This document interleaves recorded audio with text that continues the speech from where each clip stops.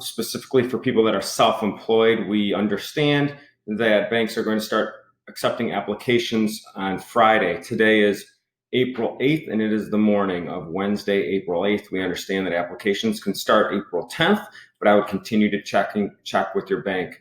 Please remember, your bank is your partner in this. And we're going to give you, for our clients, we're going to give you a spreadsheet, a guide on calculating your average payroll cost. Banks have their own guides and their own spreadsheets. So, but we want to give you some type of spreadsheet to give you an idea of what your calculation is going to be. Some banks will accept what you calculate, some banks will not. What you're looking at now is the interim final guidance from the Department of Treasury. This was issued last Thursday, and this is talking about if you pay independent contractors, does that count for PPP? The answer is no. But what I want to point out is that someone that is self-employed will apply for their own PPP. This is the most recent version 3, from what we understand, of the PPP application, and you can now see that there's a sole proprietor, and then there's also eligible self-employed individual. In my opinion, at this point, a sole proprietor would be someone that has deductions and someone that pays W-2 wages to another person, where an eligible self-employed individual might be someone that is issued a 1099 and has no expenses. Although, again, I don't have the exact guidance on the difference between an independent contractor and an eligible self-employed person. I think you're going to be safe no matter what. We're going to be putting together a spreadsheet for our clients for self-employed people to apply for the PPP, what you're going to need to start. So let's assume you're self-employed and you have absolutely no employees. What you're going to need is you're going to need your Schedule C. Okay, you're going to need your Schedule C from 2019, and that's if your tax return has been prepared. I would say that our current lead time, and we are extremely prepared for working remotely, is about 15 business days to turn around a tax return, and that's pretty fast considering what's going on out there. If you don't have your Schedule C prepared, I would then either put it in the queue for someone to prepare or come up with a profit and loss statement to give to the bank. Every bank's going to be different on what they're looking for based on what we're seeing out there. But your Schedule C is going to give you your net profit.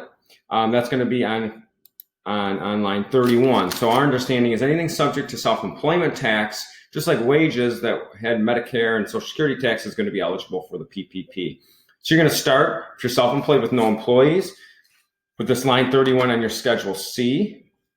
And then you're going to have a couple add backs. You're going to add back your any type of retirement plan contributions you made, which would be line 15, and any self-employed health insurance deductions. This is our interpretation to add back lines 15 and 16. And what you're looking at is Schedule 1 of your tax return. That's going to give your annual payroll expense.